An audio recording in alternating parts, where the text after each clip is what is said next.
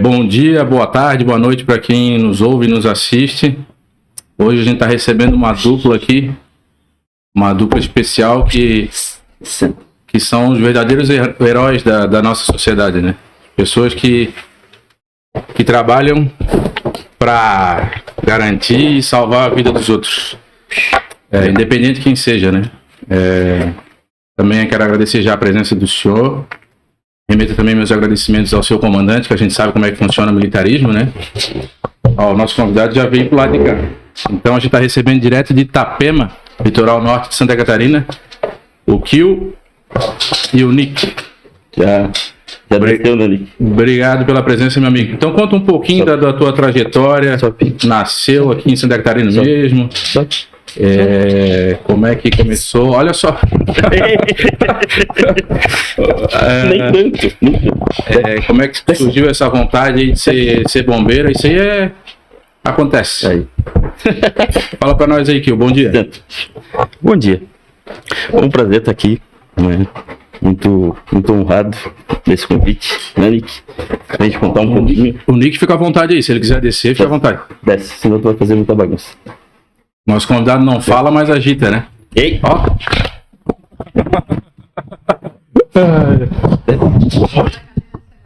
Não, ele vai escorregar. Muita bagunça. Já foi apresentado ele. Já foi. O Kio falou que ele não treinou ontem, aí ele tá meio agitado hoje. Tá ansioso. Né? Então, como a gente estava falando, é um prazer estar aqui. Muito orgulhoso, né? E honrado pelo convite. A gente se conheceu no último domingo, né?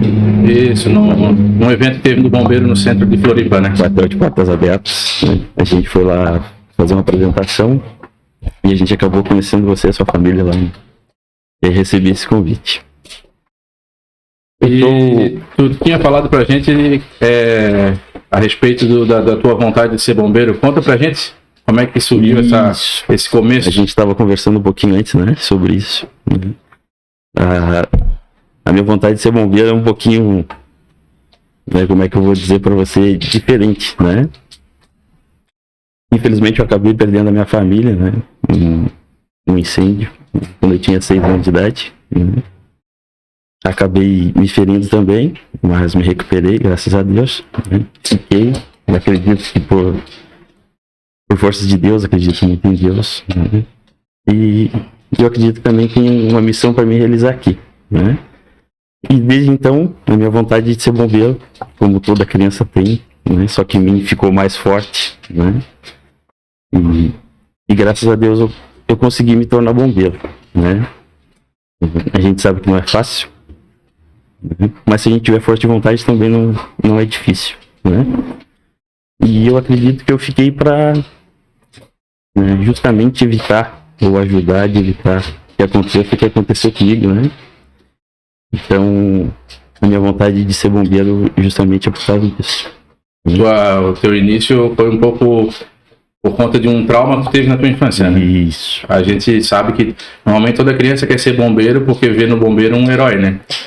E naquele momento tu provavelmente teve uma frustração de não poder fazer nada naquele momento, né? Isso, infelizmente. E a gente sabe que num incêndio ali, segundos contam e aí tu perdeu alguns familiares, né? Isso, acabei perdendo a minha família. E assim, tu tá no bombeiro há quanto tempo já?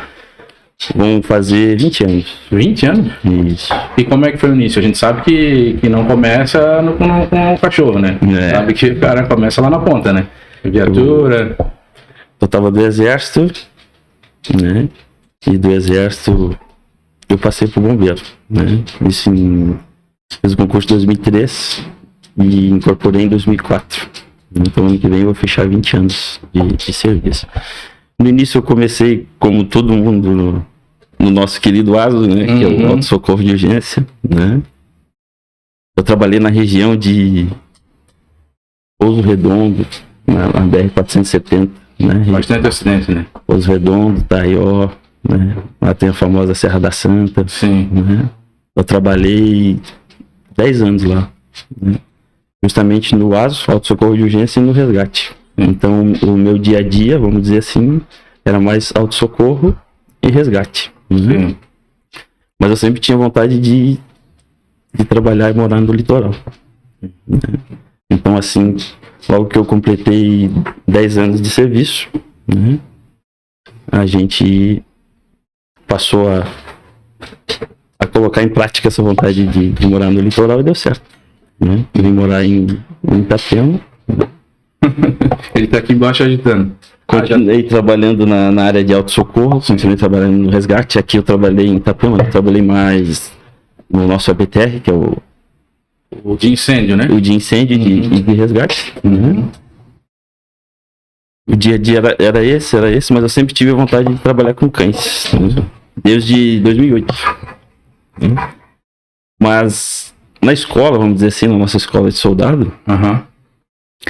a gente recebeu uma visita, né, para uma instrução do soldado Gastaldi na época, né? E ele comentou desse trabalho que iria se iniciar no Corpo de Bombeiros. Pensão só tinha na PM, então. Só tinha na PM. E aí ele falou que iria começar e eu já tive interesse, já fiquei curioso, né? Já era antigão. E aí esse trabalho foi implementado, né, pelo Coronel Parisotto. Né? Então, desde 2008 ficou forte essa vontade, né? Então eu esperei chegar a minha oportunidade, né? Por que eu digo esperei chegar a oportunidade? Porque você fazer um curso desse não é só chegar e fazer. Sim. Né? Vai depender do comando, vai depender de vaga, vai depender de você, vai depender da tua vontade. Então depende de várias situações para você conseguir fazer um curso desse. Sim. Então de 2008 eu consegui fazer o curso em 2019. 2008? Só 2019? Eu fiz o curso em 2019. Aí O curso é feito pelo bombeiro mesmo? Isso, é dentro da própria corporação. Né? É um curso de sinotecnia que a gente chama. Sim. Né? Eu sei que na Polícia Militar já tem algum tempo esse Isso, curso, né? é um trabalho. Só que aí o cão da polícia é um pouco diferente, né? Isso é um pouco diferente.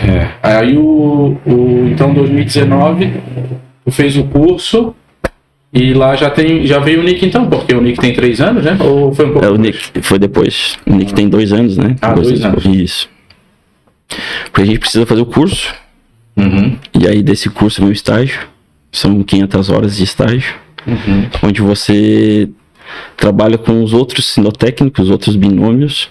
Né? A gente chama de binômio a junção do homem Sim. e do cão. Do cão. Né? 500 horas, então um curso bem extenso, né? Isso. Comparado com os outros cursos, né? É um curso bem extenso. E aí que começam as dificuldades, né? Tempo para você fazer esse estágio. E enquanto isso, concorre à escala normal, na viatura? Concorre à escala normal. Ah, entendi. Vida que segue. Por isso que fica tão puxado, né? Por isso que fica puxado e difícil. Ah, entendi. Né? E como é que depois fez o curso, né? Como é que chegou o Nick? Como é que é feita a escolha do animal, assim? Aí depois desse estágio, você passa por uma avaliação dos coordenadores do serviço de cães. E aí eles vêem se você tem condições ou não, se você é apto ou não, se você... Né? Pra trabalhar com... Porque às vezes você não leva jeito, vamos dizer assim. Né? Sim. Né? Porque você tem que ter paciência, tem que ter calma, né? Pra você conseguir fazer com que o cão obedeça o teu comando, né? Você fazendo um gesto e a voz, né? Por exemplo, senta, deita, junto com a mão, você precisa repetir de 80 a 100 vezes. Isso que é de uma raça mais inteligente que tem. Exatamente, tem facilidade para isso. E já só na voz, tirando o gesto, você precisa repetir 900 vezes. É claro que um cão vai fazer um pouco antes, um cão vai fazer um pouco depois, mas em média é isso. Então você precisa de muita calma, paciência, né? Não desistir, né? Porque às vezes você tá fazendo um comando ali, o cão não tá obedecendo. E aí tu vai ficar estressado. Tu vai ficar estressado, se você descontar isso no cão, ele já vai ficar com medo de ti pro próximo treino. Aí ao invés de você começar do zero, já vai começar Negativo. -2, aquela avaliação dos coordenadores. Eles se dizem, você está apto, pode pegar o cão, tudo certo. E aí é feita a escolha desse filhote. Sim. Né? Tem que ser um canil bom, não pode ser qualquer canil, não pode ser qualquer cão. Né? Não que qualquer cão não possa ser um cão de resgate, pode sim, sem problema algum. Sim. Tá? Mas alguns vai dar mais trabalho, outros menos trabalho. O Estado não tem algum órgão que faça essa reprodução? No caso? Específico, não. Não. A gente geralmente faz entre os nossos cães, que já são cães selecionados, já são cães de busca. Então, se você fizer com um cão macho de busca e um cão fêmea de busca, os filhotes Tendência a serem... já vão nascer com uma tendência, né? Com uma facilidade pro trabalho de busca. Comigo aconteceu, infelizmente, de eu pegar um filhote, o Bob, né? Em São Paulo, um canil lá de São Paulo. São filhotes que vieram daquela missão de Brumadinho. Sim. Né? A gente foi lá, fez a seleção do filhote, só que infelizmente esse filhote tinha uma má formação. E veio a falecer com 60 dias, infelizmente. Antes de começar os treinos. Né? E já foi diagnosticado já... Quando nasceu já sabia que... Não, quando nasceu ninguém sabia. Ah, ninguém sabia. Ninguém sabia. Tu já criou aquele vínculo, 2 meses com ele, e depois de um tempo ele faleceu. Aí faleceu. Na minha casa. Ah, na tua casa? Lá em casa. A gente tava brincando lá, de repente ele se encostou na parede. E infelizmente teve morte súbita e ele ficou. Não teve nada o que fazer. E aí depois vem... E aí depois veio o Nick. Teve essa situação do falecimento do Bob. E aí esse canil mais... É aqui em Santa Catarina? Aqui de Santa Catarina, de Maruí. Até quero aproveitar para agradecer eles mais uma vez, né? Pela ação que eles tiveram. Os proprietários do canil acabaram vendo a situação do Bob. E se sensibilizaram e ofereceram um filhote. Eles estavam com 12 filhotes lá no canil deles. E aí foi feita a seleção e veio o Nick, né? No lugar do Bob. Né? Essa seleção é feita por quê? Né? Justamente para evitar você pegar um cão com medo de barulho, com uma escada embaixo de um objeto. Né? Então essa seleção a gente faz justamente para evitar de pegar um cão com medo. Né? Como a gente falou, não que outros cães não possam ser, pode ser sim. Mas vai dar um pouco mais de trabalho. Você vai ter que tirar o medo do escuro, vai ter que tirar o medo do barulho. Multidão, vocês fazem bastante apresentação também. Multidão, para depois você fazer o teu treino. Então é possível sim, mas vai dar um pouco mais de trabalho. Né? Então a seleção é feita justamente por isso. Então de 12 filhotes a gente selecionou o Nick. E a gente foi bem feliz nessa seleção. Né? O Nick é um cão bastante proativo, vocês estão podendo ver isso, né? Sim. Então, por que é bom? Né? Pela curiosidade que ele vai ter de fazer as missões. De explorar, né? Exatamente. Em ocorrência, a gente vai conversar um pouquinho daqui a pouco sobre isso. Ele precisa disso. Né? Porque vai ter momentos que vai estar só ele e o local. Eu não vou conseguir acompanhar ele 100% do percurso, né? Então ele precisa ter isso, né? Então a seleção a gente busca justamente um cão, né? Que tenha características para o trabalho. A gente chama de trabalho, mas não é trabalho, né? Mas é um cão de trabalho sim. É que às vezes a gente fala cão de trabalho, as pessoas imaginam um cão sofrendo, um cão... Sim, sugado ali, né? E não é nada disso. Correndo. Né? É uma brincadeira para ele. Legal. Nada mais do que uma brincadeira. Tanto que quando ele termina, vocês dão um prêmio dele. Um mimo, né? E justamente ele brinca porque ele quer esse prêmio. Ele quer esse... Não tem nada de longe, né? Nada. De coisa de sofrimento. Nada. Dá pra ver, né? Estampado que ele tá alegre, feliz, que ele tá num lugar diferente. Sadio. O Nick é só resgate ou que tipo de trabalho que ele faz? Ele é um cão de busca e resgate. Né? Por que a gente fala busca e resgate? Não que ele faça resgate em si, mas ele começa o trabalho de resgate. Né? Sem ele, muitas vezes, a gente não chega na vítima. A gente não localiza a vítima. Né? Então, ele é um cão de busca e resgate. Ele começa a busca, localiza a vítima e aí vem a equipe e continua o resgate. Né? Então, ele é um cão de busca e resgate justamente por causa disso. Ele dá o início, ele dá o pontapé inicial do resgate. E às vezes essa vítima já está em óbito. Infelizmente. E como é que funciona essa distinção no treinamento? Como é que vocês fazem ele saber o cheiro, né? Porque ele dá um cheiro, né? Ele vai achar uma vítima viva. Isso. ou alguém que já está em óbito. Porque naturalmente a pessoa que está morta exala um cheiro diferente. Diferente. Né? Como é que faz essa diferenciação? Existem cães que trabalham somente com vítimas vivas, outros somente com vítimas mortas, né, só em óbitos, e outros com as duas vítimas vivas e vítimas já em óbito. Isso vai depender do treinamento, vai depender do estado. Né? Tem estado que trabalha com cães somente de busca um cão vivo, outro cão vítimas mortas. Sim. Santa Catarina a gente trabalha com os dois tipos de buscas em um cão só. Né? Então o NIC, por exemplo, ele tem 4 certificações. Né? A gente fala o NIC, mas é nós. Vocês dois. É o binômio, né? Sim. Mas a gente sempre usa falar o NIC, né? Ele tem certificação para busca rural, busca urbana. Então busca no mato e busca na cidade. E lá na rural é vivo e morto, né? Vítimas vivas e vítimas mortas. E na urbana também vítimas vivas e vítimas mortas. Né? Então o NIC ele possui 4 certificações. Né?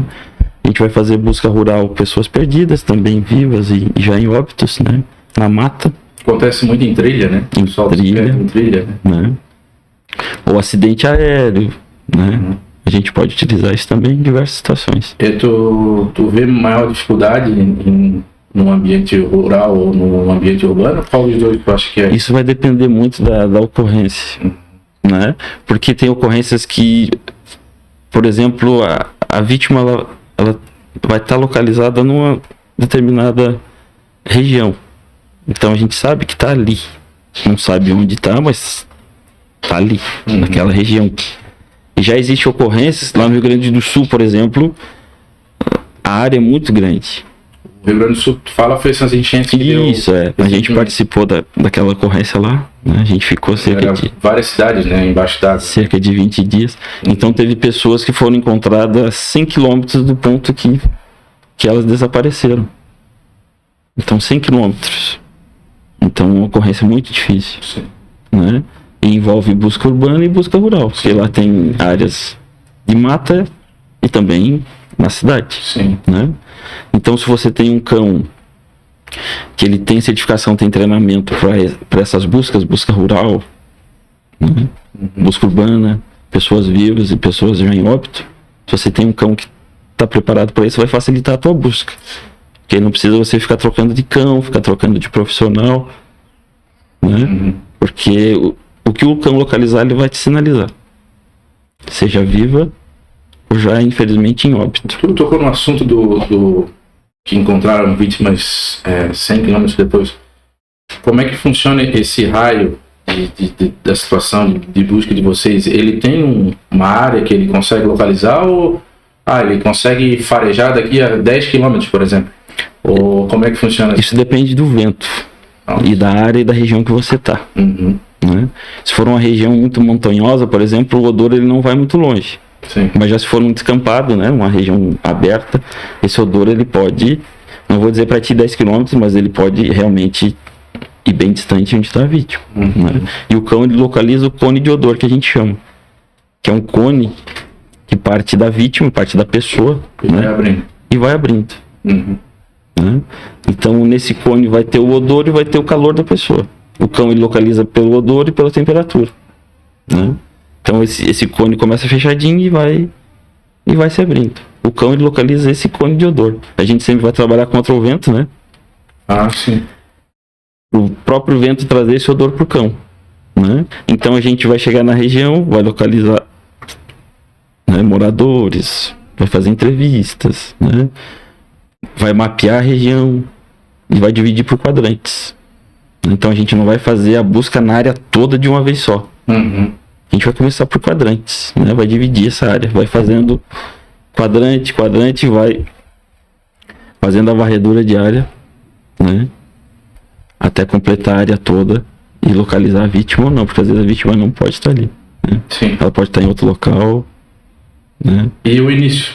Como é que... vamos procurar o fulano. Como é que é passada essa mensagem pro cachorro? Uma roupa? Essa técnica que a gente trabalha, né, com o NIC, é uma técnica chamada venteio. Existe a técnica de venteio e rastreio. Né? Essa técnica que eu trabalho com o Nick é venteio, ele procura pelo vento. Por isso que a gente usa o vento, trabalha contra o vento, para o vento trazer esse odor para ele. Ele não sabe qual é a pessoa que ele está procurando. Não sabe qual odor, não sabe, né? A gente só pede para ele procurar uma pessoa. Né? Então, nossos treinos é feito com várias pessoas, vários tipos de pessoas. E também por isso que ele acha o vivo e morto, então, né? Vivo e morto. Porque é o vento, né? É o vento. O odor vai ser diferente, eu preciso, como a gente estava conversando do odor da pessoa já em óbito, a gente trabalha com odor cadavérico. Sim. Então a gente precisa apresentar para o cão o real odor que ele precisa encontrar. Sim.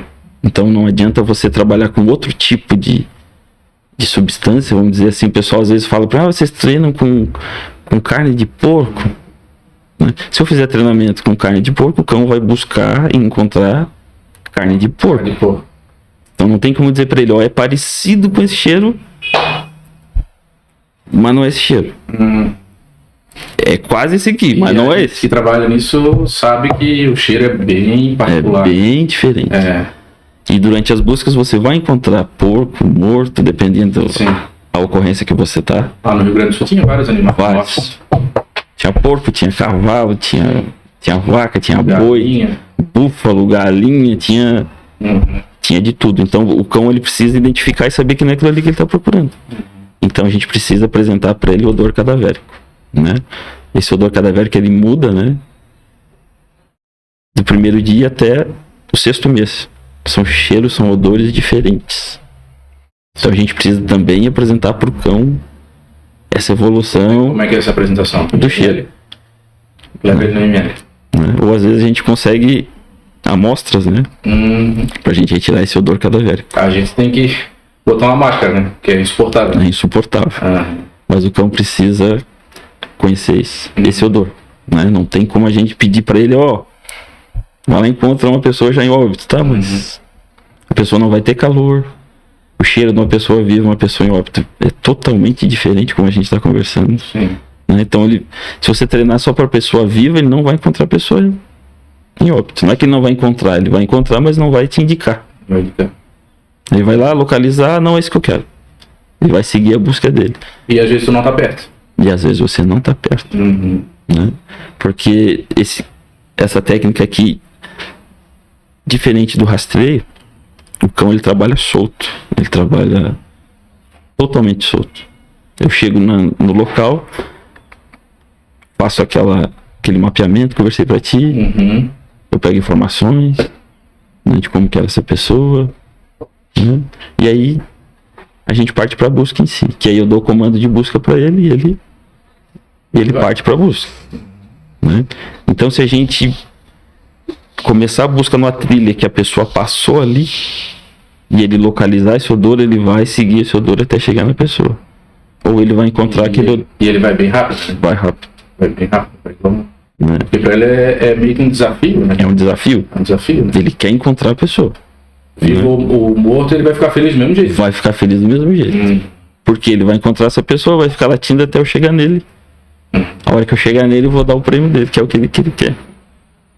Com relação a agora, tu falou que desde 2019, depois que terminou o curso, é só com cão. O teu dia a dia agora é só com cão também, ou tu trabalha na viatura? Ainda não. Ainda não? Eu ainda tô na guarnição.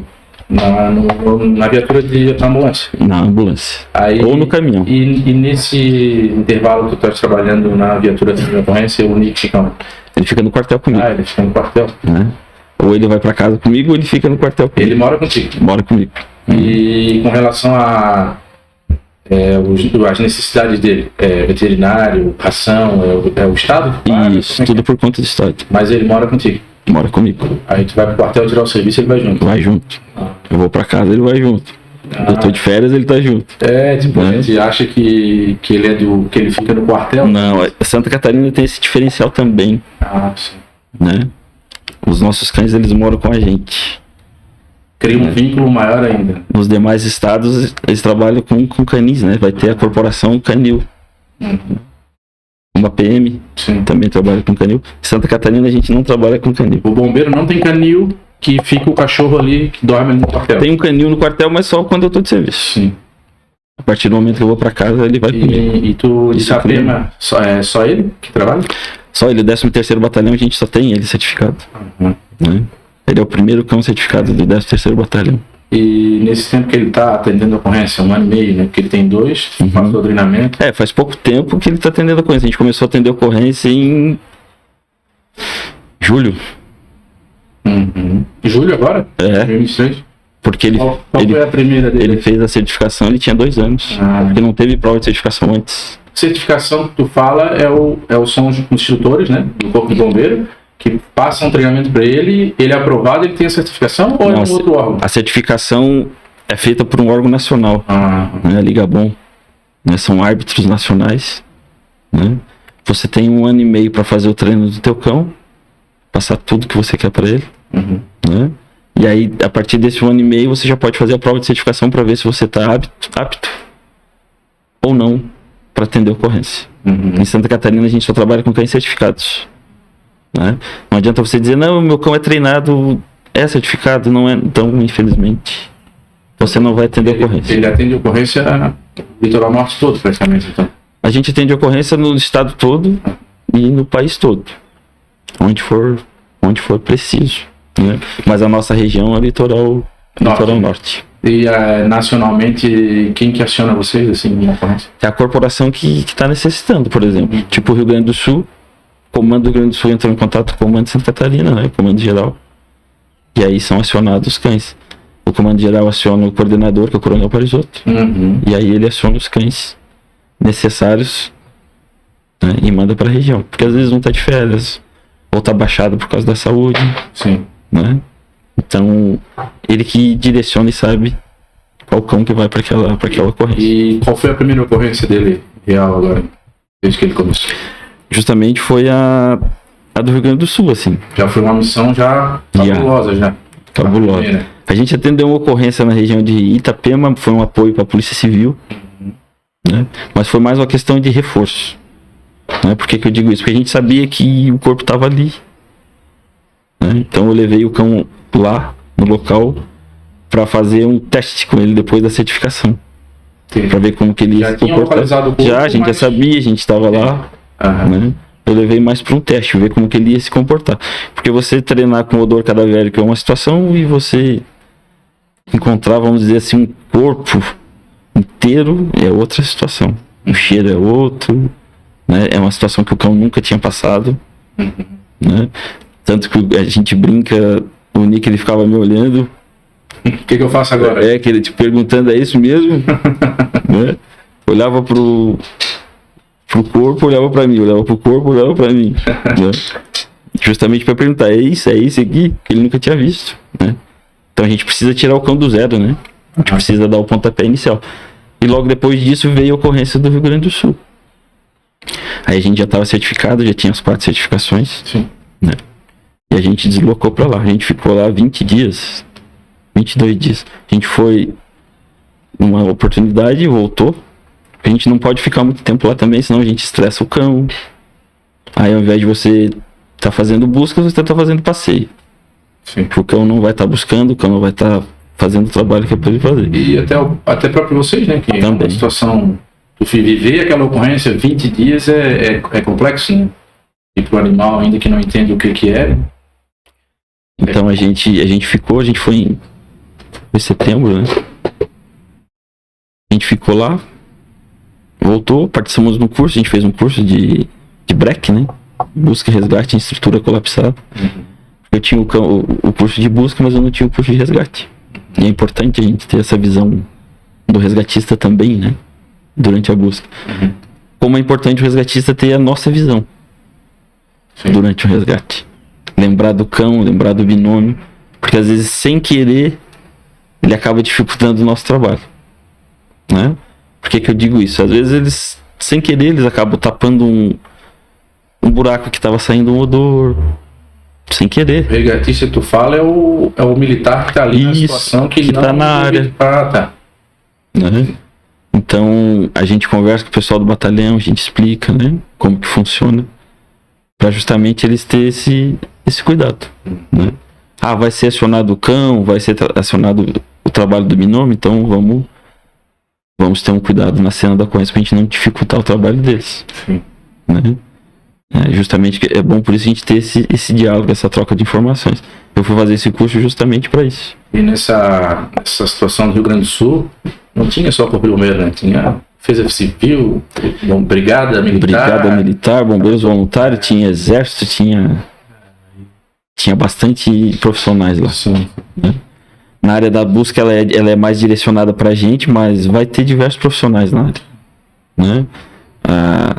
No Rio de Janeiro, eu fui para o Rio de Janeiro naquela ocorrência de Petrópolis.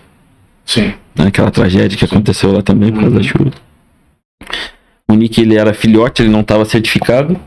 E aí eu não pude trabalhar com ele lá, mas eu fui sem ele, né? Fui acompanhando outros binômios, né? E lá aconteceu uma situação bastante complicada justamente por essa questão do pessoal querer ajudar o bombeiro. Desespero, né? Vamos ajudar o bombeiro. Né? Enquanto a gente parou nosso trabalho 9 horas da noite para descansar e começar no outro dia, 5h30, 6 horas da manhã, uma equipe, não posso te dizer quem nem de onde, né? Eles foram querer antecipar a retirada de material do deslizamento e acabaram pegando um corpo sem ver, porque era à noite, colocaram em cima de uma caçamba e levaram o corpo lá pro Botafora, que a gente chama, que é onde é colocado o material descartado. E a gente ficou quase 2 dias fazendo busca naquele local, num local onde não tinha mais corpo. Então essa questão de querer adiantar, querer antecipar, tu acaba atrapalhando. Entendi. Então esse corpo ele foi encontrado 2 dias depois, porque o pessoal foi pegar esse material do Botafora para levar para outro local. E aí encontrou o corpo, ele estava distante do local que a gente estava fazendo a busca. Ninguém vai fazer isso por querer, mas acabaram tirando. E a gente ficou fazendo busca no local onde não tinha corpo. Então essa questão de querer ajudar os bombeiros, querer ajudar as equipes, às vezes a gente acaba atrapalhando sem ter a necessidade, às vezes, dessa ajuda. Porque as pessoas têm pressa, mas são situações, são questões complicadas, né? E as pessoas ali estão no desespero e vocês são técnicos, né? Uma série de técnicos que vocês seguem para terminar aquela ocorrência como melhor jeito, né? Como toda a nossa ocorrência, né? Às vezes as pessoas veem a gente com calma no local da ocorrência. Calma que eu digo, não correndo, não gritando, não... E a pessoa desesperada, né? E ela desesperada dela olha você daquele jeito, ela diz, meu Deus, o bombeiro não tá ligando, o bombeiro não tá fazendo nada, o bombeiro...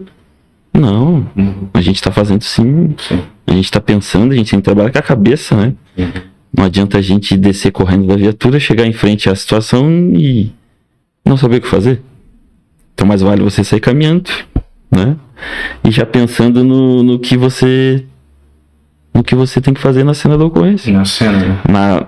Na área de busca da mesma coisa. A gente precisa de calma, né? A gente precisa lembrar de detalhes, a gente precisa cuidar com esses detalhes, né? Que às vezes fazem o total diferença no atendimento da ocorrência, né? Tu falou recentemente agora do Rio Grande do Sul e encerrar a missão lá, mas que às vezes acontece de não localizar, né? Isso. Tem vítima lá ainda que não foi localizada. Isso, mas os trabalhos de busca, eles continuam. Continua com o pessoal de lá. O pessoal de lá e também com reforço. Tem estado que está mandando reforço para apoiar eles ainda. Né? Ele vai ficando cada vez mais difícil, né? Mas os trabalhos continuam. Assim como o Brumadinho, né? Os trabalhos de buscas continuam lá também ainda. E Brumadinho já faz anos já. Faz anos. Né? Claro que são outros tipos de trabalho, né? Mas continua, né? A gente não vai entrar em questão aqui, mas são outros tipos, né? Agora são feitos com esteiras, né? Olhando todo aquele material que foi retirado, né? Trabalho minucioso, né? Mas está sendo feito busca lá ainda. E no Rio Grande do Sul também.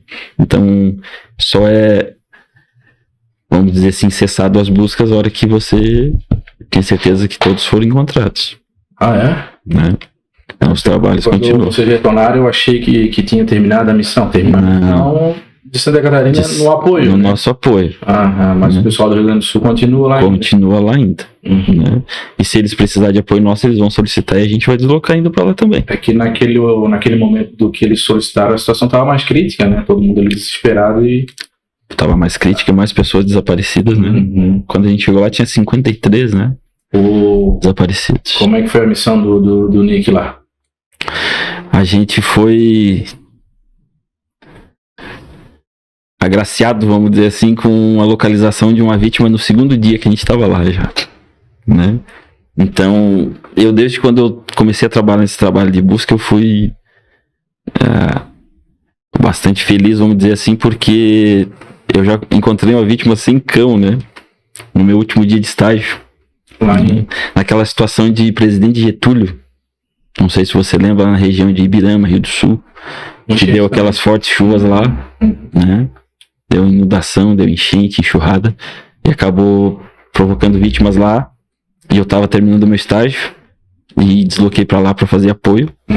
E durante as buscas acabei localizando uma vítima lá sem o auxílio do cão, né? Então ali já vem uma energia de se tô no local certo, né? Se sem ele já achou, com ele então vai ser o papo. Essa foi a palavra do coronel, ele brincou comigo, né? Então, aí eu fui para essa primeira ocorrência real, que foi no Rio Grande do Sul. A gente chegou lá na sexta-feira por volta de 2 horas da madrugada. E aí no sábado a gente já deslocou para fazer buscas, né? E acabamos localizando um corpo no sábado por volta do meio-dia, né? E era um corpo que estava fora da lista de desaparecidos. Olha só. Né? Ele era um corpo, a gente não sabe se ele era do IML, se ele já estava no cemitério. A enchente foi tão grande que pegou todas essas áreas. Que pegou a cidade toda, né? Porque ele estava dentro de um saco de cadáver. Né? E o Nick, ele conseguiu localizar essa vítima dentro do saco de cadáver. Né? Lacrado. Ele estava exalando pouco odor para fora do saco de cadáver. Mesmo assim, o Nick conseguiu localizar. No início a gente achou que poderia ser outras substâncias por causa do pacote, a gente não imaginava que poderia ser, né? Mas aí a gente chamou o apoio da máquina agrícola, uma escavadeira, e aí ela retirou o material. E estava soterrado ainda? Soterrado. Estava embaixo de entulhos. Né? Tinha um local lá que tinha mais de 3, 4 metros de altura de entulho, né? Que se acumulou. E aí ele vai lá em cima e começa a gente anda por cima do material. E aí a gente vai acompanhando. Vai cavando até... Né? Porque vocês sabem que ali tem alguma coisa. Isso, a progressão do cão depende da progressão do condutor dele, né? Então o cão ele desloca a uma distância do condutor e para. Se você quer que ele vá mais à frente, que tenha progressão no terreno, você precisa também progredir. Então ele sempre vai trabalhar olhando para o condutor, para saber o que vamos fazer. Vamos para a direita, vamos para a esquerda, né? Alguns cães eles trabalham mais livres, né? Não tem tanta essa dependência do condutor. Já outros cães olham para o condutor direto para saber, vou para a direita, vou para a esquerda, o que eu faço, né? O Nick eu deixei ele mais livre, mais solto. Ele é mais autônomo. Então ele chega no local da busca, ele vai fazer uma avaliação na área toda primeiro, ver se localiza alguma coisa. Se ele não localizar nada nessa avaliação que ele fez, ele vai voltar até a mim para perguntar o que é para fazer. Daí ele vai me olhar e vai dizer, e aí? O que vamos fazer? Vamos para frente? Vamos para o lado? Vamos voltar? Né? Mas ele tem essa autonomia. Sempre quando eu chego e dou o comando de busca para ele dispara. Se ele fica ali naquela área que tu delimitou e não achou nada, ele volta e diz, qual é o próximo passo? Não tem nada aqui. E se eu pedir para ele ficar voltando no local onde ele já estava, ele vai me olhar e vai dizer, tá de sacanagem. Já fui lá. O que você quer que eu vá lá de novo? Né? Então a gente precisa ir para outra área. Entendi. Né? O trabalho do cão ele é justamente mostrar onde não tem vítima. Né? A gente sempre diz cão de busca, mas ele não vai encontrar tantas vítimas assim. A gente ficou 20 dias lá no Rio Grande do Sul e em um dia apenas a gente encontrou vítima. Nos outros dias a gente não encontrou. Querendo ou não, o fato de ele farejar uma área ou uma cidade, não tem ninguém ali. Exatamente. É uma notícia boa, né? A gente não encontrou durante os outros dias, mas a gente sabe onde não tinha vítima. Então a gente pode dizer, aqui não tem ninguém. podemos mudar de área, vamos para frente, vamos voltar. Aqui não tem. Aí vem outro cão para ter certeza, passa no mesmo local, Sim. ó, não teve reação. Tá limpo mesmo. Tá limpo mesmo, vamos para outra região, né? Então lá no trabalho do Rio Grande do Sul foi assim. No primeiro dia de busca a gente encontrou, né? E nos outros dias a gente acabou não encontrando, né? Mas a gente conseguiu falar onde não tinha vítima. Que é uma missão também bem interessante, né, cara? Porque O trabalho do CAN é justamente esse. É dizer para ti onde não tem. Né? Porque no caso de uma pessoa perdida em mata, numa trilha, a missão é encontrar a pessoa, né? Agora, numa situação de desastre, de enchentes, pô, se tu fez um raio ali numa cidade e não tem ninguém, isso aí é uma notícia excelente para a comunidade que está ali, né? O meu parente não está aqui, vamos tentar em outro lugar. Justamente por isso que a gente tem a segurança em Santa Catarina, a gente trabalhar só com cães certificados, justamente por isso, pra gente ter a confiança e a certeza de poder dizer pra ti, aqui não tem ninguém. Se esse cão não é bem treinado, não passou por uma prova de certificação, eu não posso dizer pra ti que aqui não tem ninguém. Sim. Né? Porque às vezes ele não encontrou, às vezes ele confundiu, às vezes ele não tem tanta certeza. Uma coisa que acontece bastante durante essas buscas, que eu falei pra ti que a gente não encontrou durante praticamente 20 dias. Se você não trabalhar a questão de frustração com o teu cão, o que é frustração? É ele procurar e não encontrar. Você precisa trabalhar com ele durante os teus treinamentos isso. Buscas onde você não encontra ninguém. Porque ele tá fazendo o trabalho dele e a vida tem que seguir normal. Ele não pode se frustrar com isso. Não voltar a trabalhar amanhã, por exemplo. Não tô encontrando ninguém, eu não vou mais. Não pode acontecer isso. Amanhã ele tem que começar com a mesma vontade que ele teve hoje. Então, para isso, você precisa trabalhar frustração com o teu cão. Né? São vários tipos de treinamentos, né? Por isso que é interessante o sinotécnico, né? O binômio trabalhar especificamente na área de cães, justamente para facilitar esses treinos, né? Porque um dia você vai trabalhar frustração, outro dia você vai trabalhar pessoas vivas, outro dia você vai trabalhar pessoas mortas, outro dia você vai trabalhar exercício físico, outro dia você vai trabalhar obediência e destreza, e outro dia você vai dar lazer. Então, não tem como você fazer tudo isso em um dia por semana de treino. Ele treina todo dia? Todo dia. Ou é uma coisa ou é outra. Né? O Nick, ele não ganha ração assim, sem ele fazer alguma coisa antes. Né? Ou ele vai ter que ficar 3 minutinhos esperando, ou ele vai ter que sentar, ou vai ter que deitar, alguma coisinha ele vai ter que fazer para merecer a ração dele. Né? Isso também faz parte do treinamento. Se ele perceber que ele ganha ração sem fazer nada, aí ele não vai fazer nada. Não precisa fazer nada. Sim. Né? Por isso que a gente pede para outras pessoas não dar alimento para ele, não dar biscoito sem ele fazer nada. Não é que a gente não goste, que a gente tenha ciúme, que a gente... o Kio é um babaca, que ele não deixa. Não é isso. É que você acaba sem querer estragando o cachorro. Né? Então, ao invés de... Desculpa te cortar, ao invés de ele obedecer o condutor para ganhar um biscoito, ele vai ganhar um biscoito teu sem sentar, sem deitar, sem ficar, sem fazer absolutamente nada. Isso a gente vê muito acontecer nos cães com as pessoas com deficiência visual. Isso. Que a pessoa quer ir fazer um carinho, dar alguma coisa, e no caso o cachorro ali também está trabalhando. Exatamente, e muito mais, né, vamos dizer assim, do que o nosso. O nosso ele vai trabalhar em situações que a gente dá o comando, ele vai lá, vai fazer a busca, vai voltar e acabou o trabalho dele. Já um cão deficiente visual, ele está trabalhando direto. Tá na rua, ele tá trabalhando. Tá na rua, tá na faculdade, tá no emprego, tá, né? Os deficientes eles pedem, eles explicam. Né?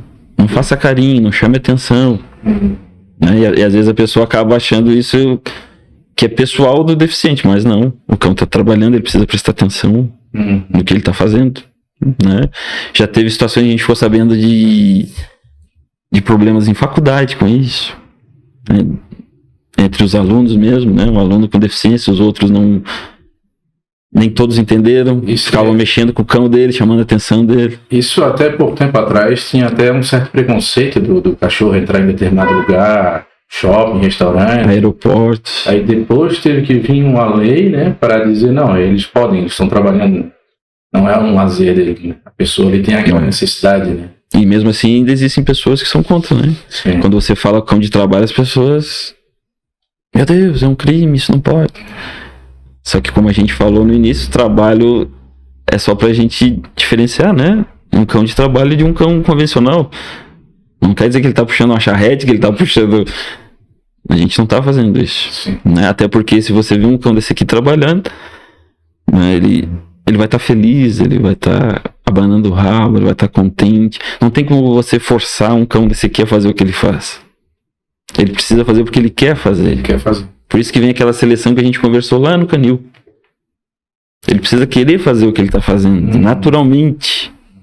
Né? Existem cães que você precisa mostrar 3, 4, 5 vezes o que ele precisa fazer. Mesmo assim ele não faz. Ele não quer. Ele não vai, ele não quer. Quer ficar de boa. Eu tenho um cachorro, por exemplo, que a gente brinca uma vez, na segunda ele já não quer mais. Então... Exatamente. E você me pergunta, então esse cão não pode ser de busca? Pode, não vou dizer pra ti que não. Mas você imagina o trabalho que vai dar você treinar um cão desse. Sim. Né? Porque no início, lá quando eles são filhotinhos, a gente precisa fazer em média 5 treinos por dia. Né? 5 treinos de 10, 15 minutinhos. Vai lá, treina um pouquinho, para.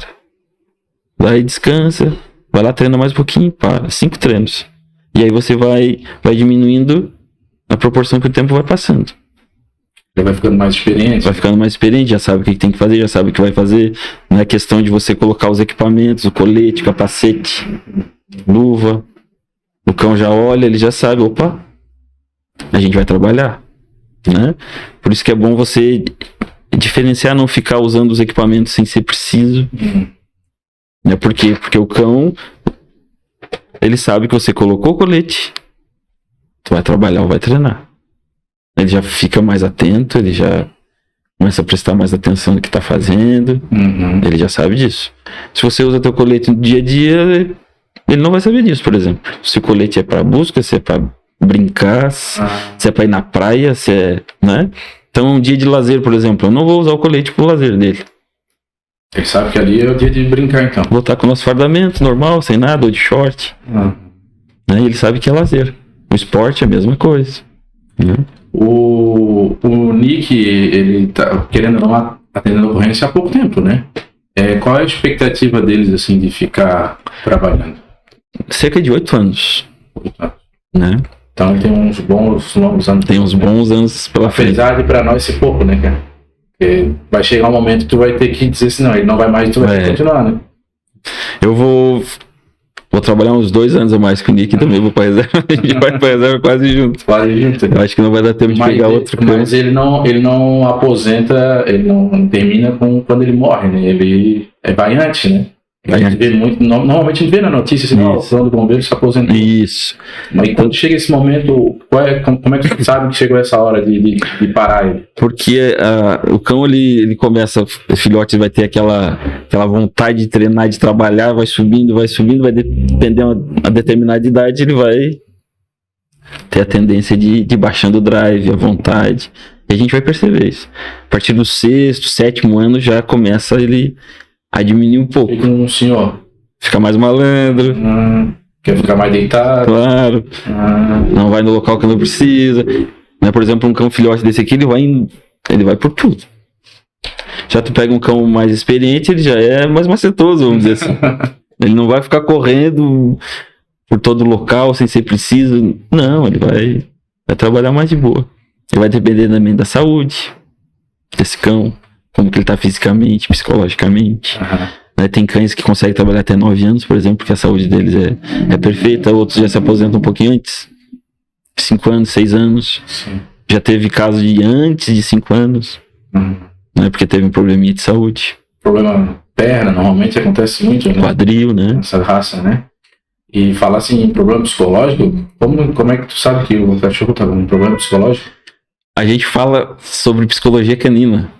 Pra gente entender um pouquinho sobre... Não que a gente vai entender como o cão pensa, mas aproximadamente como o cão pensa, como que ele... a maneira de ele agir, por que ele age daquela maneira. Porque muitas pessoas querem comparar o cão ao ser humano. Achar que o cão pensa igual a um ser humano, entende igual a um ser humano, se comunica igual a um ser humano. E é totalmente diferente. Então a gente precisa entender um pouquinho sobre psicologia canina. A gente precisa saber quando ele tá estressado, quando ele tá ansioso. né? O próprio policial ou tem outro especialista? A gente já, de acordo com o dia a dia, a gente já consegue fazer essa avaliação. Aquele curso que tu mencionou, isso aí deve ter técnica. Fala sobre psicologia canina, né? Porque o nosso curso ele não é de condutor, ele é de sinotecnia, ele é um curso de adestrador, né? De cães de busca e resgate. Então somos nós mesmos que fizemos o adestramento, né? Diferente de outras instituições. Existem instituições que compram o cão adestrado, porque o nosso treino ele funciona da seguinte maneira: a gente treina para o cão localizar a vítima e ficar latindo no local até a gente chegar lá. Ele precisa sinalizar que encontrou a vítima. Então ele vai sentar do lado da vítima e vai ficar latindo até o condutor chegar lá. Só que numa ocorrência urbana, por exemplo, onde desabou um prédio, um deslizamento, soterramento, que o cão está fazendo a busca e a gente viu que ele mudou o comportamento e não chegou a latir, por exemplo, mas mudou o comportamento, né? Começou a cavar, banou o rabo, ele foi fazer a avaliação em outro local, voltou ali de novo, foi fazer a avaliação em outro local, voltou ali de novo. Então a gente já pede para os resgatistas verificar, não precisa... Isso aí ele tá, no caso é uma dúvida dele? É uma dúvida dele. Então nem sempre o cão vai chegar e vai sentar e vai latir, mas às vezes ele vai te demonstrar outros sinais que pode ter alguém ali. Então a gente não consegue trabalhar com 100% de certeza. Não tem como chegar para ti dizer no local de soterramento, como no Rio de Janeiro, que morreram mais de 100 pessoas em um só local. Não tem como chegar a dizer para ti, é aqui, é ali. Pode ser aqui. Ele demonstrou interesse, ele latiu, ele cavou, ele rasqueou, que a gente chama. Então dá uma verificada aqui. Aí é verificado, são abertos cones, né? O odor subir, é passado o cão de novo. E aí a gente verifica se mudou o comportamento de novo, se ele latiu, se demonstrou mais interesse. E assim a gente vai fazendo esse trabalho de localização. Tá? Então não tem como eu chegar num local e dizer pra ti, é aqui. 100% de chance que é aqui. Se for tipo uma vítima, é mais fácil de ser ali, né? Agora no caso, quando é... Né? Até porque a pessoa, essa vítima pode estar numa região, num local, e esse cone de odor que a gente chama, tá trazendo o cheiro, o odor dessa pessoa em outro local. Né? Então, às vezes a pessoa tá aqui e o cheiro tá subindo aqui. Né? Isso por causa da cratera que tem ali, dos espaços que tem ali. Esse odor pode estar saindo em outro local. Sim. A gente vê o bombeiro normalmente como um herói porque vocês têm a missão de salvar, né? E pra ti, assim, pô, tu vai sair pra uma ocorrência pra localizar uma pessoa que já tá morta, né? Como é que é teu dia a dia com esse tipo de situação, assim? Porque é uma missão pra encontrar um corpo que vai ser enterrado, a família vai agradecer, claro, mas não é a missão que as pessoas acham, pô, o bombeiro salvou uma vida. Não, o cara tá morto ali. Isso, é. A gente pensa, né? Eu particularmente, eu penso na família, né? Na angústia que aquela família tá de encontrar o familiar para poder fazer o velório e o sepultamento. Porque enquanto não tem corpo... A pessoa tem esperança que tá viva. Exatamente. Enquanto não tem corpo, não tem morte, né? Não que a gente queira confirmar a morte, não é isso.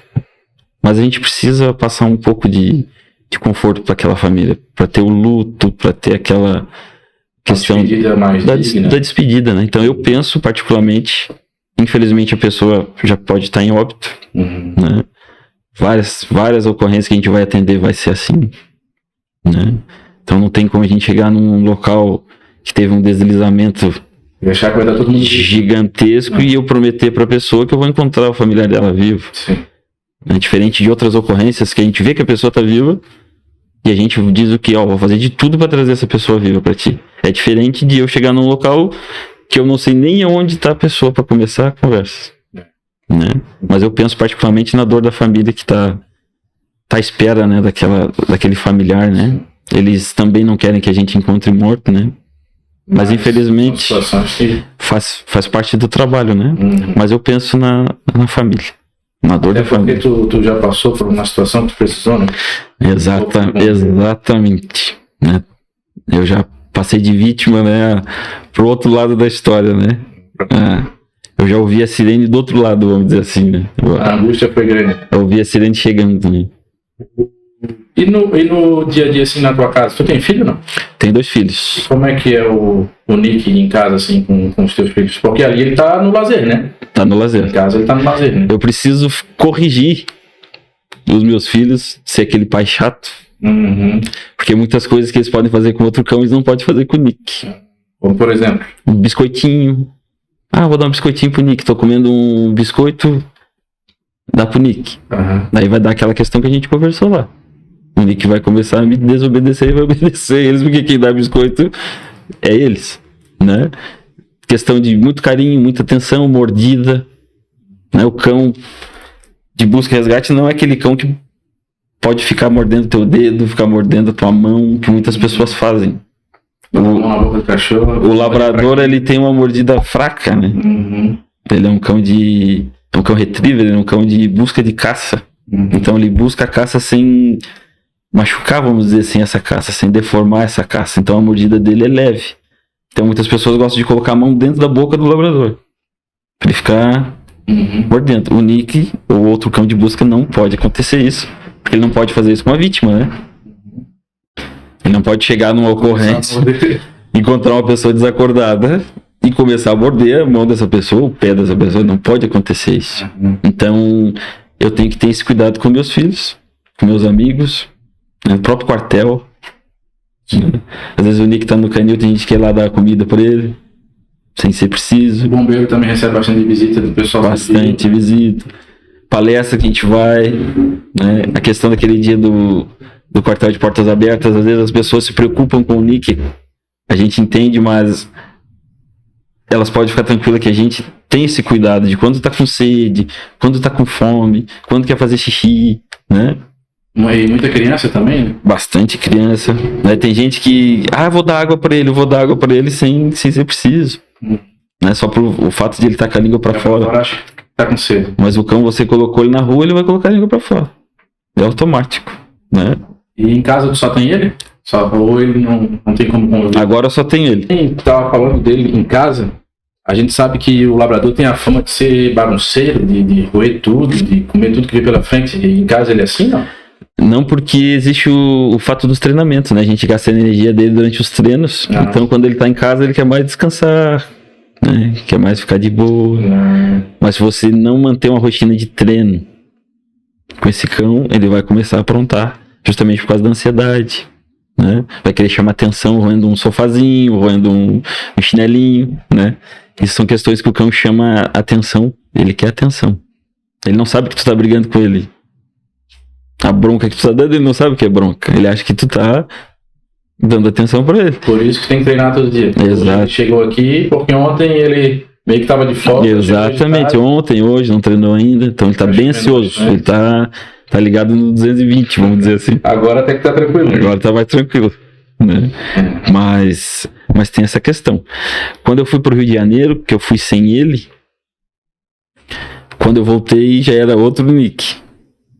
Justamente porque não tinha os treinos.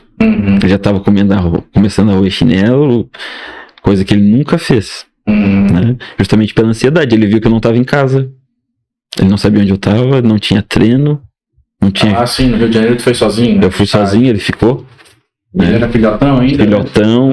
Era aquele período de 3 treinos por dia.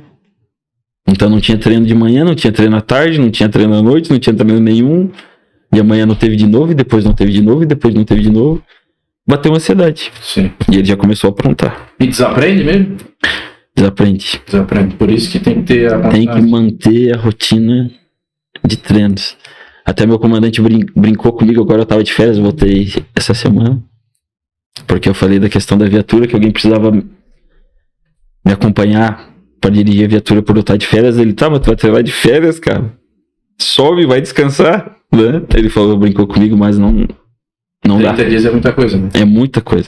Eu já fiquei no Rio Grande do Sul, o mês todo sem treinar. Aí eu venho e tiro férias, mais um mês sem treinar.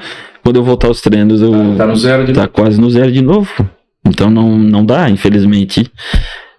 Faz parte, né? Quem pega um cão para esse tipo de trabalho já tem que saber disso. Né? Então é difícil tu viajar, então, assim, a lazer? Ele vai ter que estar junto. Porque se eu deixar no hotel de cão, por exemplo, Ixi. Eles vão tratar como um cão convencional. Não é que o Nick é um cão especial, diferente, não é isso. Mas ele tem que ser tratado diferente. Ele não pode fazer o que a maioria dos outros cães fazem, né? E os proprietários do hotel não vão ter esse tempo todo só pra ele. E nem capacidade técnica também, eu acredito. Então quando eu voltar vai ser outro Nick. Então eu evito de fazer isso. Né? Evito de deixar em hotel. Sempre quando eu vou viajar, eu já encaixo ele na viagem, levo junto. Né? Se eu vou ficar em hotel, vai ter que ser um hotel que aceite cão. Sim. Que nem todos aceitam. Alguns não aceitam o porte dele. Alguns não aceitam o porte dele. Né? Já outros dizem que não aceitam, mas quando ficam conhecendo ele, sabe que é de busca, aceitam. Sabe que é bombeiro aí, já melhora um pouco. Já muda um pouco a ideia. Ah, não, esse cão pode. Ele é um cão tranquilo. Né? Porque o Nick, como aconteceu lá no Rio Grande do Sul, a gente foi para Gramado depois participar de uma prova de certificação como participante. A gente já estava certificado. A gente foi convidado, a gente foi participar. A gente ficou no hotel e ele ficou algumas horas dentro do quarto, sozinho, tranquilo, dormindo. Não comeu nada, não mordeu nada, não aprontou nada. Faz parte do treinamento dele. Faz parte do treinamento dele. Né? É outra coisa que as pessoas se preocupam. Ah, o cão fica dentro dessa caixa preso. Não, a caixa que a gente chama é o cantinho dele, é o local que ele está seguro.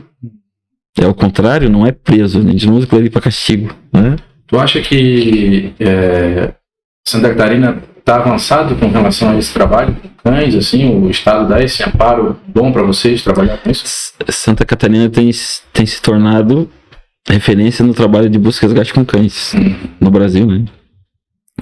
Justamente por esses diferenciais que a gente está conversando. Né? Em outros estados eles trabalham com canil. Eu não posso dizer para ti é melhor, é pior, é bom. É diferente. O que estão fazendo aqui está dando certo. É diferente e aqui está dando certo. Né? Justamente por essa proximidade.